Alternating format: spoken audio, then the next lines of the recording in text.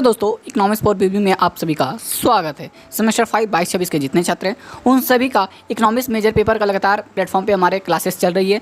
2 classes complete हो चुकी है। अभी तक आप क्लासेस 2 नहीं देखे हैं तो जाके डिस्क्रिप्शन पे लिंक है, वहाँ पे जाके पूरी तरह से आप दोनों क्लास को पूरी तरह से देख सकते हैं। प्लस में आप अगर इसका सिलेबस देखना चाहते हैं, इंट्रोडक्शन टू द इकोनोमेट्रिक का, अर्थमिति का परिचय का सिलेबस भी आप अगर देखना चाहते हैं तो डिस्क्रिप्शन पे लिंक होगा, वहाँ पे जाके सारे चीज़ें आपको प्रोवाइड कर दिया गया।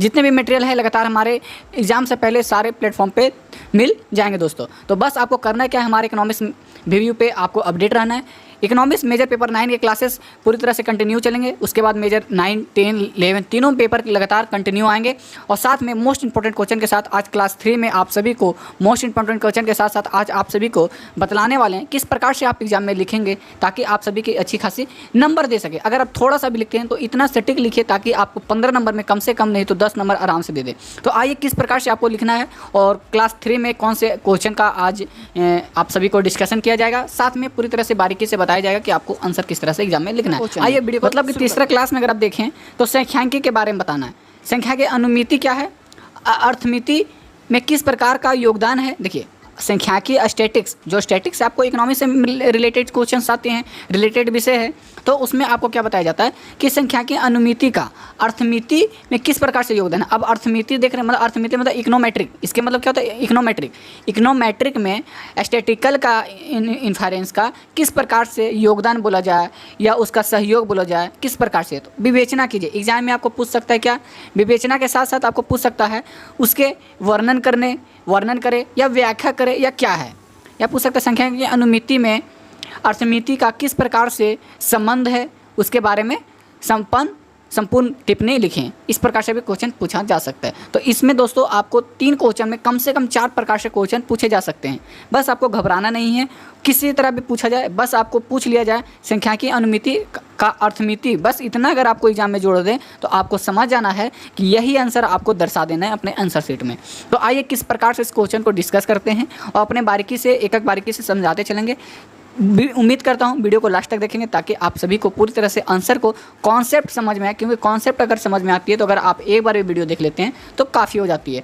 आइए पूरी तरह से हमने अपने भाषा में लिखे हैं, कुछ बुक्स के भी सहारा लिए हैं, कुछ गूगल्स का सपोर्ट लिए, तो पूरी तरह से सभी का सपोर्ट लेते हुए हमने एक सटीक आंसर को दर्शाया है। तो आइए पूरी तरह से समझते हुए चलेंगे ताकि दोबारा इस वीडियो को देखने की ज़रूरत आपको ना पड़े। वीडियो को आंसर में देखिए, आपको सबसे पहले देखिए स्टेप बाय स्टेप लिखना है। पहला स्टेप में आप क्या लीजिएगा, प्रतिदर्शा के आधार पर संख्याकी अनुमिति का संबंध समष्टि का अभिलक्षणों के विषय में सूचना प्राप्त करने से है। क्या सूचना प्राप्त करने से है। उसके बाद क्या लिखना आपको, इस अर्थ में संख्या की अनुमिति को हम अगमति तर्क, क्या मतलब अगमति मतलब आने वाला तर्क को समझते हैं, इंडक्टिव रीजनिंग के रूप में माना जाता है। आपको इतना लिखने के बाद आपको एक लाइन छोड़ देना है, ठीक है, आंसर शीट में। उसके बाद आपको क्या लिखना है, जब हम नया ज्ञान प्राप्त करते हैं, कुछ नए नॉलेज कॉन्सेप्ट को समझते हैं तो हम 2 प्रकार की अनुमतियों का सहारा लेते हैं। देखिए किसी भी चीज़ के बारे में जानते हैं तो 2 चीज़ माइंड में आता है। देखिए इकोनॉमिक्स के अनुसार चलते हैं, अर्थशास्त्र के अनुसार सकते हैं। अगमति अनुमिति इंडक्टिव इन्फरेंस किस प्रकार से, इंडक्टिव मतलब किस तरह से डिटेक्ट किया जाए, ठीक है, तथा निगमित अनुमति डिडक्टिव इन्फरेंस, 2 इंडक्टिव है और डिडक्टिव है, 2 प्रकार के होते हैं। इन दोनों अगमति तथा निगमति अनुमितियों का प्रयोग हम नए ज्ञान को प्राप्त करने हेतु करते हैं। 2 ही चीज़ के बारे में समझेंगे, उनका इंडक्टिव इन्फरेंस किस तरह और डिडक्टिव इन्फरेंस किस प्रकार से। मान लीजिए घर है, इस घर के बारे में जानना है तो किस तरह से जानेंगे, तो इसकी पूरे स्ट्रक्चर को समझेंगे, किस तरह से इसको डिडक्ट करेंगे, तो ये सारी चीज़ें बतलाई जाती है, ठीक है। उसके बाद देखिए, उसके बाद एक लाइन छोड़ना है, उसके बाद नीचे लिखना है अगमति अनुमिति इंडक्टिव इन्फरेंस के बारे में आपको पहले डिस्कस कर देना है, उसके बाद आगे बढ़ेंगे, ठीक है। जब हम विषय में समान निष्कर्ष पर पहुंचते हैं, मान लीजिए किसी सामान्य निष्कर्ष पर पहुंचते हैं कि बराबर है, 1 भी बराबर 2 भी बराबर है, ये भी इस साइड भी बराबर है और ये साइड भी बराबर है, तो हम यह प्रक्रिया विशेष सामान्य की ओर पहुँचना चाहते हैं कि दोनों का समान, मान लीजिए ये भी 1 है ये भी 1 है, कि अगमति अनुमति इंडक्टिव कही जाती है। मतलब इंडक्ट है, पहले से आइडेंटिफाई है कि दोनों बराबर हैं, ठीक है। उसके बाद देखिएगा, उसके बाद आपको फिर एक लाइन छोड़ना है, ठीक है, आंसर शीट में, क्योंकि आपको कम से कम, आप ग्रेजुएशन के छात्र हैं, सेमेस्टर 5 का छात्र हैं, तो 15 नंबर में कम से कम आपको 3 से 4-5 पेज अगर आप लिखते हैं तभी आपको 15 नंबर दिया जाएगा।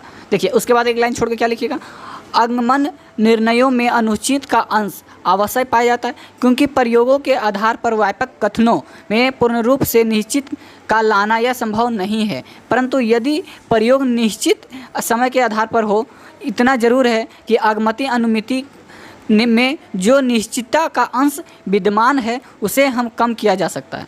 यह बात अत्यंत महत्वपूर्ण की सांख्यिकी में अनिश्चितता का प्रक्रिया में मापा जाता है। ठीक है, इसके बाद आपको फिर एक लाइन छोड़ना है और नीचे आना है। निमिगत अनुमिति के निर्णय में कई निश्चितता नहीं पाई जाती है। There is no uncertainty in the decision of inductive reasoning में। ठीक है, यह वह अपनी जगह बिल्कुल सच है कि निमिगत अनुमिति के निर्णयों में कोई भी अनिश्चितता नहीं पाई जाती है, क्योंकि इस रीति से जो भी निष्कर्ष निकलते हैं उनके लिए स्वकृत तथ्यों का सहारा लेना पड़ता है। उसके बाद आपको एक लाइन और फिर छोड़ना है, उसके बाद यहाँ से लिखना है। इसलिए यह बात दावे के साथ कही जा सकती है कि इस प्रकार के निष्कर्ष अपने आप में पूर्ण होते हैं। निमिगत अनुमिति अधिक महत्वपूर्ण होते हुए भी कोई महत्व नहीं रखी जाती, क्योंकि अधिकांश नए ज्ञान अगमति की प्रक्रिया द्वारा होता है। अब मान लीजिए किसी प्रकार का नया ज्ञान प्राप्त कर रहे हैं, उदाहरण के तौर पर गणित जैसे विषय में निमिगत अनुमितियों का प्रयोग किया जाता है। इंडक्टिव का इंडेंटिफाई इन्फरेंस का डिडक्टिव इन्फरेंस का प्रयोग किया जाता है, जबकि अनुभविक विज्ञान में जब नए ज्ञान प्राप्त होता है। अब मान लीजिए अनुभविक विज्ञान विज्ञान के बारे में समझते हैं, तो उसमें क्या होता है, तो अगमति अनुमति का अत्यधिक उपयोग होता है कि इंडक्ट है, डिडक्ट है, इस बारे में जानना जरूरी है। इस आधार पर हम यह कह सकते हैं कि सांख्यिकी की केंद्र समस्या में अगमित अनुमति का संबंधित है। उसके बाद देखिएगा, एक लाइन छोड़ना है, उसके बाद आपको लिखना है सांख्यिकीय अनुमति का उद्देश्य, एम ऑफ स्टैटिस्टिकल इन्फरेंस। अब सांख्यिकीय अनुमिति का क्या एम है, लक्ष्य क्या है, उदाहरण क्या है। ठीक है, तो सांख्यिकीय अनुमिति का उद्देश्य प्रतिदर्श का आंकड़ों के आधार पर किसी भी आलोचन के विषय में अनुमान लगाना होता है। इस प्रकार के निर्णय सिर्फ अनुमिति ही होते हैं। इन अनुमिति निर्णयों को विशेषणता प्रतिदर्श आकार के साथ घटती बढ़ती रहती है। जो निर्णय स्पष्ट प्रचलों के संबंध होते हैं वे दो प्रकार के होते हैं। पहला, जो निर्णय प्रचलन में आलंकन एस्टिमेशन कहा जाता है से संबंध करता है। दूसरा, जो निर्णय प्रचलन के विषय में ली गई हो, मतलब कि जल्दीबाजी में प्रचलन के ये हाइपोथेसिस ज़्यादा माना गया प्रशिक्षण के द्वारा होता है। ठीक है, उसके बाद दोस्तों देखिएगा, एक लाइन आपको फिर से छोड़ना है और एक पैराग्राफ आपको लिखना। अंकलन और आकलक। अंकलन मतलब होता है एस्टिमेशन और एस्टिमेटर मतलब अंकलक। अंकलन करने हेतु अंकलन का मदद ली जाती है। अंकलन करने के लिए आकलक का मतलब, मान लीजिए ये पेन का इन्वेंशन क्यों किया, ये पेन का इन्वेंशन करने वाले के बारे में जानेंगे तब जाके एस्टिमेशन समझेंगे कब हुई। ठीक है, ये सारी चीज़ें ध्यान दीजिएगा। देखिए, जिसमें किसी विशेष समिष्ट प्रचलन के मान का अनुमान लगाने की विधि का वर्णन होता है। अंकलन में विशिष्ट मान को प्रचलन का आकाल कहा जाता है।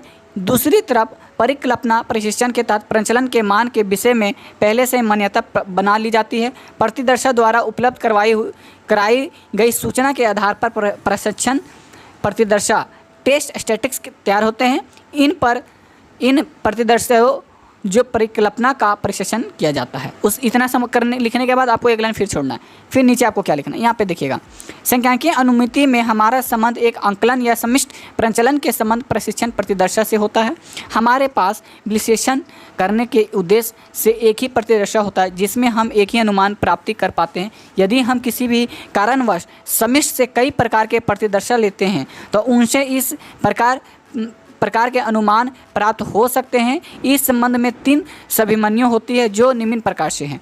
देखिएगा, पहला आपको लिखना है, एक लाइन छोड़ते चलना। जहां हमने गैप छोड़ा अब दोस्तों आपको गैप छोड़ना है ताकि आपको कॉपी भी भरे, साथ में टीचर समझे कि इसको बारीकी द्वारा चीज़ें समझ में आ रही है, इसलिए इस तरीके से लिख रहा है। जो अनुमान सभी संभव प्रतिपदों का प्राप्त होते हैं वे प्रचलन के मान का निकट होते हैं। इस स्थिति में कोई भी प्रतिदर्शा अनुमान विश्वसनीय माना जाता है। दूसरा में आपको लिखना है, देखिएगा, दूसरा में सभी संभव प्रतिदर्शों के से प्राप्त होने वाले अनुमान प्रचलन से मान दूर हुए भी थोड़ा निकट होते हैं। इसी स्थिति में कुछ प्रतिदर्श अनुमान के विश्वसनीय माने जाते हैं। ये सारी चीज़ें आपको ध्यान रखनी है। ठीक है, उसके बाद देखिएगा, तीसरा में आपको किस प्रकार से एक लाइन छोड़कर लिखिएगा, सभी संभव प्रतिदर्शों से प्राप्त होने वाली अनुमान एक ही मान के होते हैं और वह मान प्रचलन के मान से बहुत दूर होता है। इस स्थिति में कोई भी प्रतिदर्श अनुमान समिष्ट प्रचलन हेतु सत्य नहीं हो पाता। ठीक है दोस्तों, इसके लिखने के बाद आपको एक लाइन फिर छोड़ना है, नीचे आना है और नीचे में क्या आपको लिखना है, देखिएगा, प्रतिदर्शा अनुमान समिष्ट के लिए जाने वाले सभी संभव प्रतिदर्शों के आधार पर ही बनाए जा सकेंगे। किसी भी समिष्ट से बहुत संख्याकी प्रतिदर्शा निकाले जा सकते हैं। इस तर्क के आधार पर प्रतिदर्शा बटन की आम धारणा विकसित हुई। संख्याकी अनुमिति के लिए विधियों का प्रयोग, method used of statistical inference. जब कभी भी सांख्यिकीय अनुमिति होती है तो हम अनेक विधियों का प्रयोग होते हुए देखते हैं। ये विधियाँ निम्नलिखित 4 स्थितियों पर निर्भर करती है। इन स्थितियों पर अनुमिति की प्रक्रिया आधारित होती है जो निम्न प्रकार के। अब 4 कौन से, तो आइए देखते हैं। पहला, समिष्ट के रूप में। दूसरा, इस समिष्ट से उदित किए गए अनेक प्रतिदर्शों के बीच संबंध तथा इस समिष्ट में अभिलक्षणों के आपसी संबंध को।